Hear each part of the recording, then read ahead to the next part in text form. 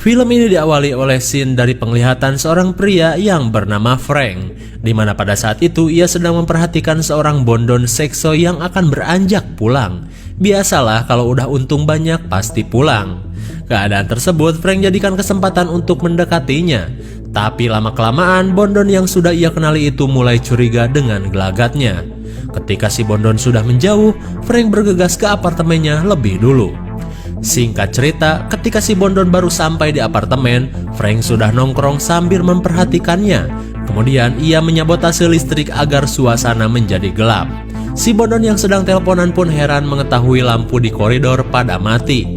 Tak lama kemudian, Frank berusaha untuk mendekatinya. Saat si bondon akan masuk ke ruangannya, setelah menusuk kepalanya, Frank mengambil rambut si bondon yang modar itu. Dan film Kopet pun baru dimulai. Di keesokan harinya, Frank sang psikopat berusaha untuk memburu bondon lagi. Kali ini ia mencoba peruntungan mencari bondon yang keranjingan medsos. Ketika melihat bondon gotik bertato, psikopat langsung sok-sok chatting dan berkenalan dengannya. Kemudian, psikopat memberikan foto ketampanan terbaiknya, berharap bondon tersebut tertarik kepadanya. Dan sungguh beruntung, si bondon tertarik dengan kegantengan si Frank. Mereka pun akhirnya janjian untuk ketemuan di Ojon's Cafe nanti malam. Singkat cerita, psikopat kini sudah berada di kafe yang cukup ramai itu. Tak lama kemudian, si bondon yang baru datang pun langsung menghampiri Frank. Terlihat si bondon menyukai momen COD banget itu, apalagi dengan ketampanan psikopat yang membuat jantungnya bergetar sampai ke perabotannya. Lalu, mereka pun merayakan pertemuan tersebut dengan minum sirup just juice rasa kokonat. Tapi tiba-tiba,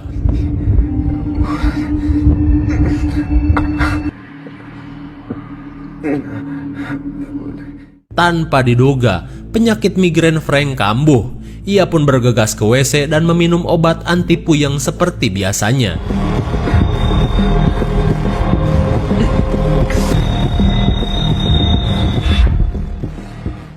Untuk saat ini, kondisi psikopat pun sudah membaik. Singkat cerita, setelah ketemuan tersebut, Frank sok-sokan mengantarkan si bondon ke rumahnya.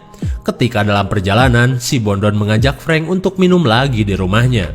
Rupanya, bondon gaul ini masih ingin berduaan dengan psikopat tampan itu. Lalu ia penasaran dengan banyaknya tangan manekin di dalam mobil si Frank. Psikopat tampan pun mengatakan bahwa barang-barang tersebut untuk hobi pemotretan fashion saja. Lalu si bondon pun tidak menghiraukannya. Sesampainya di rumah si bondon, mereka pun langsung menikmati cinta satu malamnya. Lalu si bondon berusaha meningkatkan gairah gabrut dengan sebuah musik. I love this song. I think you're cute. Ketika jiwa bondon wanita bertato ini semakin memuncak, ia pun memakai skin tempurnya. Lalu si bondon melancarkan serangannya sambil merayu psikopat. Tapi anehnya, Frank sedikit pun tidak terpengaruh dengan serangan jigong si bondon yang membabi buta. Lalu tiba-tiba,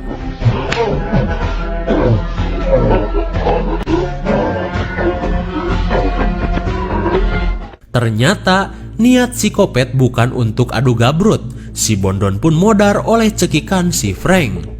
Tak cuman itu, psikopat pun langsung menguliti kulit kepala si bondon untuk diambil rambutnya. Akan tetapi, Frank seolah tersiksa dengan jiwa kopetnya sendiri.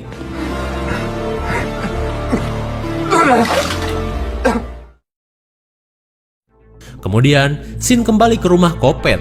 Ternyata Frank memiliki banyak koleksi manekin di rumahnya, dan rambut dari bondon-bondon itu ia pasang di salah satu manekin tersebut.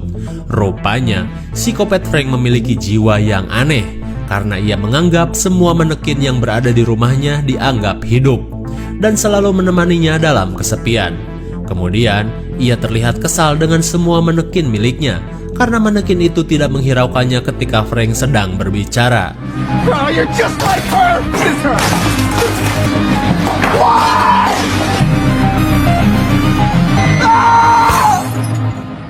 Di tengah kejiwaannya yang sedang kacau, Frank teringat dengan sosok ibunya yang sudah meninggal. Setelah kondisinya kembali membaik, psikopat merasa seseorang sedang berada di depan rumahnya. Saat ia lihat, rupanya seorang wanita cantik sedang memoto toko manekinnya. Kemudian, Frank berusaha untuk menemuinya. Saat melihat Frank, wanita itu pun langsung meminta izin mengambil gambar untuk pameran seni yang sedang ia ikuti.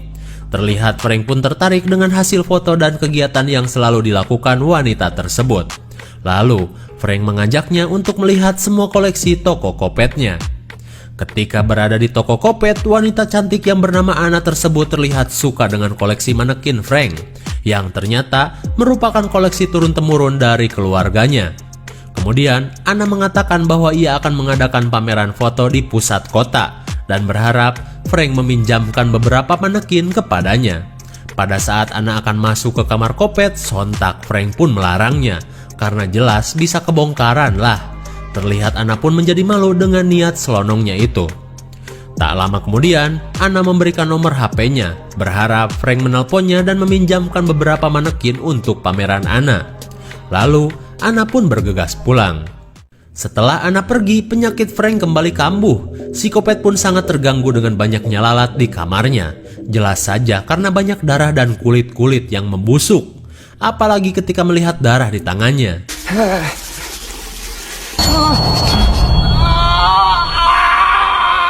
Kebiasaan aneh tersebut jelas membuat tangan Frank menjadi banyak luka goresan.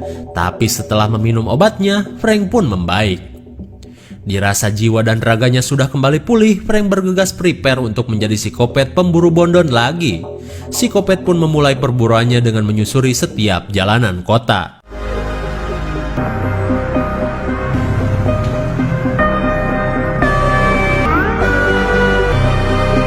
Perburuannya pun terhenti saat ia melihat bondon seksoi yang seorang pesenam gimnastik. Dengan cepat, si Kopet kini sudah berada di tempat latihan. Singkat cerita, ketika si bondon beranjak pulang, si Kopet terus mengikutinya. Bahkan saat berada di stasiun pun perburuan si Kopet terus berlangsung. Gigih sekali. Tapi lama-kelamaan si bondon yang mulai curiga bergegas menjauh. Ketika kereta sudah berhenti, si bondon yang semakin ketakutan pun langsung lari seedan-edannya.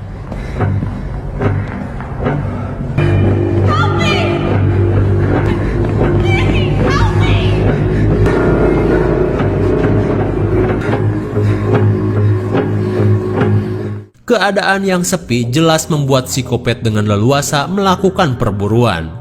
Saat si bondon sudah terpojok, si Kopet mengunci tempat tersebut dengan sebuah besi.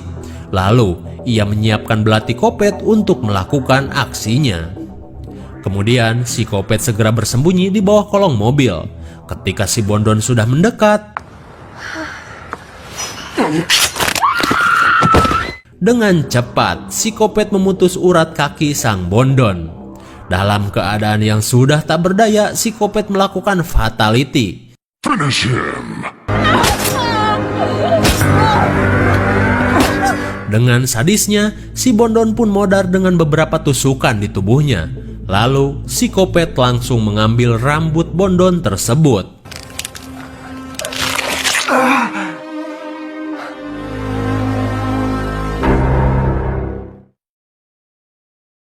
Di keesokan harinya, untuk kedua kalinya Anna mendatangi rumah Kopet. Kali ini, ia melihat kegiatan Frank yang sedang memperbaiki manekinnya. Terlihat mereka pun mulai akrab dengan kebersamaannya. Dari kedekatan tersebut, Frank akhirnya meminjamkan beberapa manekin kepada Anna. Sebagai rasa terima kasihnya, Anna mengajak Frank untuk ajojing ke taman. Sesampainya di sana, mereka pun ngobrol santuy saling mengenal kepribadiannya masing-masing. Frank pun mengatakan setelah kematian ibunya musim panas lalu, ia menjadi hidup sendiri di toko manekinnya. Tapi tiba-tiba penyakit migrain Frank kembali kambuh. Terlihat Anna pun panik melihat Frank yang kesakitan. Lalu Frank bergegas untuk pulang lebih dulu dan menyuruh Anna untuk tidak khawatir dengan kebiasaannya yang selalu puyeng itu. Singkat waktu, malam pun tiba. Frank yang sedang bersama pacar manekinnya melihat berita tentang kematian seorang wanita. Dan tak lain, wanita tersebut adalah korban dari kelakuan Kopetnya Frank tadi malam.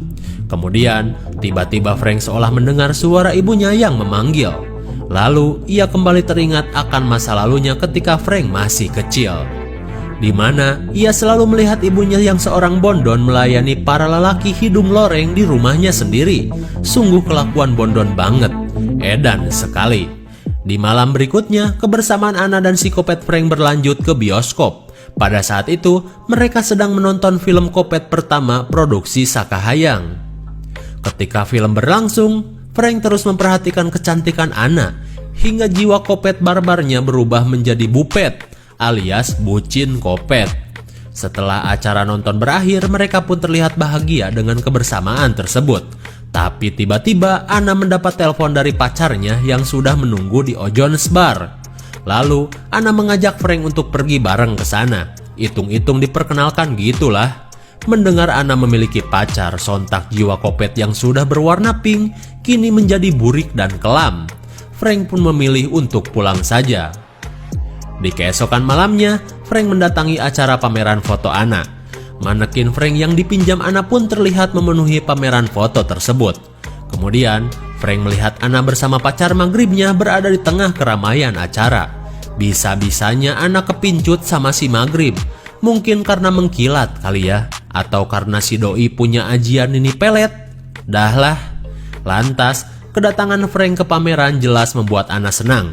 Tak cuman Anna, seorang bondon senior dan kaya pun menyambut Frank. Akan tetapi, teman Anna itu malah meledek Frank dengan manekinnya, karena menurutnya manekin itu barang murahan dan tak berguna, apalagi jika diperbaiki dengan bahan-bahan dari sampah. Setelah puas meledek, bondon yang sudah pensiun itu pun pamit pulang kepada Anna. Karena apartemennya sudah dekat, si bondon pun pulang dengan berjalan kaki saja. Sementara itu, Frank dengan jiwa kopetnya yang membara setelah dihina-hina tadi, lalu mengikuti kemana si bondon itu pergi. Tak lama kemudian, si bondon pun masuk ke apartemennya. Ketika pas satpam keluar dari tempat jaganya, kesempatan tersebut dimanfaatkan si kopet untuk mengambil kunci kamar. Dengan mudahnya, si kopet pun mengikuti si bondon di apartemen. Saat si bondon sudah masuk ke ruangannya, ia pun merelaksasikan tubuhnya dengan mandi junub pakai rinso anti noda yang busanya melimpah-limpah. Akan tetapi, ia tidak sadar bahwa si kopet yang ia ledek tadi sudah nongkrong di depannya.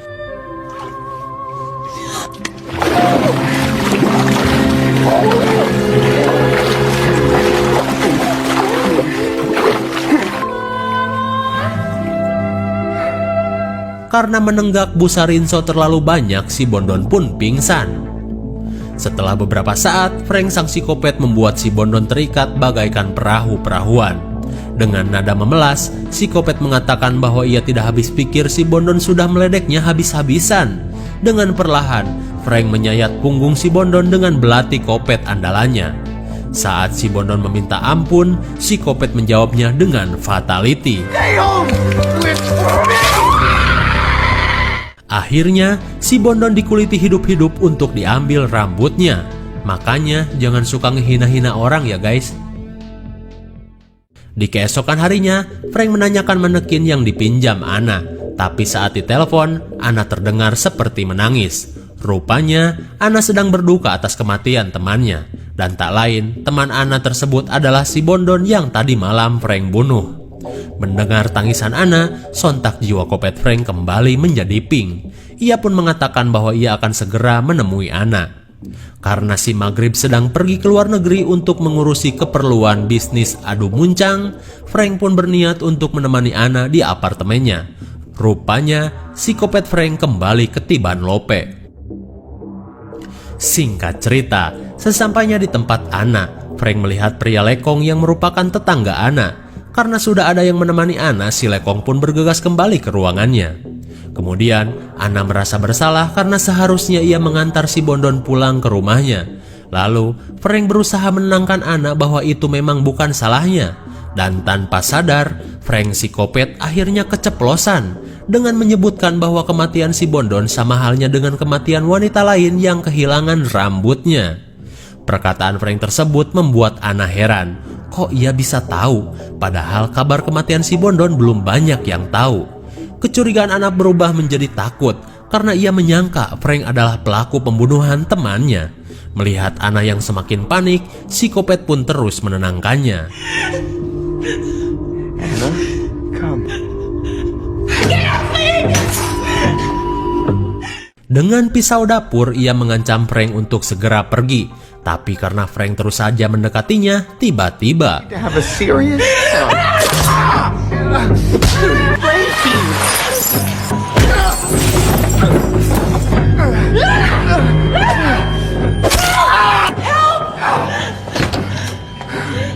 Ana yang panik langsung menyerang Frank dan bersembunyi di dalam kamar. Karena teriakan Ana tadi, si lekong pun berusaha untuk masuk. Mendengar pria lekong tersebut, Frank mengambil pisau jagal untuk menghadangnya. Anna, where are you? Si lekong pun akhirnya disuapin pisau kopet. Lalu, si kopet kembali berusaha menemui Ana di dalam kamar yang dikunci. Tapi tiba-tiba, Open the door! And let me explain!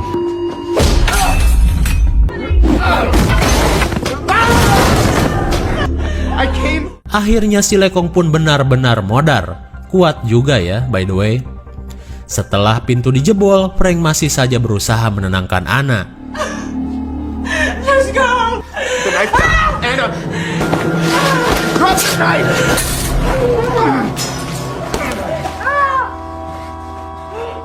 Akhirnya, Ana yang kesulitan bernapas membuatnya tak berdaya. Ketika dalam perjalanan pulang, terlihat kesibukan polisi yang sedang mencari Frank, sang pembunuh para Bondon. Sementara Ana yang masih di dalam mobil akan dibawa si kopet ke rumahnya. Singkat waktu, di keesokan harinya, Frank berencana mengeluarkan Ana dari dalam mobil. Tapi tiba-tiba,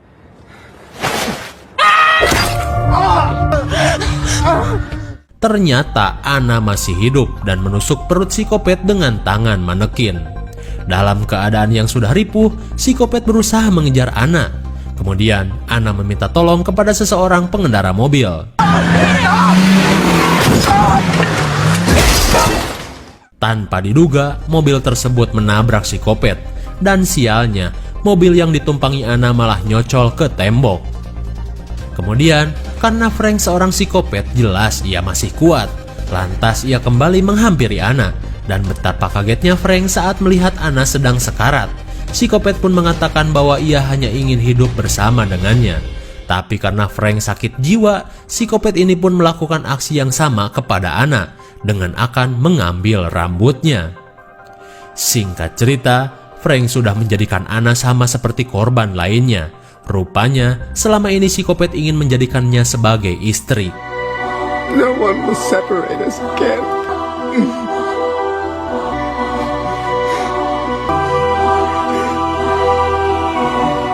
Kemudian, psikopat membawa manekin Ana ke kamarnya. Ketika sudah berada di kamar, Frank kembali mengalami halusinasi. Di mana kali ini, semua korban yang telah ia bunuh terlihat menampakkan dirinya. Terlihat psikopat pun tersiksa dengan semua penglihatannya tersebut. Apalagi ketika mereka terus mendekatinya.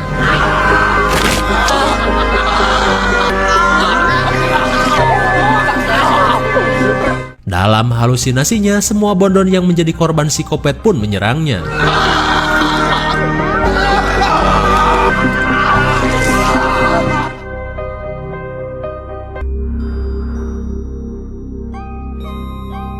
Frank yang berhalusinasi sangat tersiksa dengan perbuatannya sendiri. Dan tanpa diduga, para polisi yang sedang memburunya kini berhasil menemukannya. Dan karena Frank sudah terciduk, berarti film pun sudah berakhir. Bagaimana? Sangat creepy sekali bukan? Frank yang tinggal di toko manekin peninggalan ibunya jelas merasa kesepian. Keadaan itu pun membuatnya depresi hingga menjadikannya setengah gila. Sementara kenangan dengan ibunya yang kelam membuatnya sangat membenci praktek perbondonan. Terlebih Frank selalu melihat ketika ibunya sedang mengaduk semen. Kesepian dan depresi membuat Frank akhirnya memiliki jiwa kopet yang edan, hingga membantai para Bondon yang selalu ia temui. Dari rasa kesepiannya, si kopet ini mengambil rambut Bondon untuk manekinnya. Karena jika diberikan rambut dari para korban Bondonnya, Frank yang berhalusinasi merasa semua manekinnya hidup dan bisa dijadikan teman bahkan pacarnya. Tapi ketika ia bertemu dengan Ana, Frank merasa jatuh cinta. Tapi karena jiwanya setengah kopet, nasib Ana pun sama halnya dengan para Bondon lainnya. Dan di akhir cerita, Frank si kopet pun akhirnya diciduk oleh para polisi yang memburunya.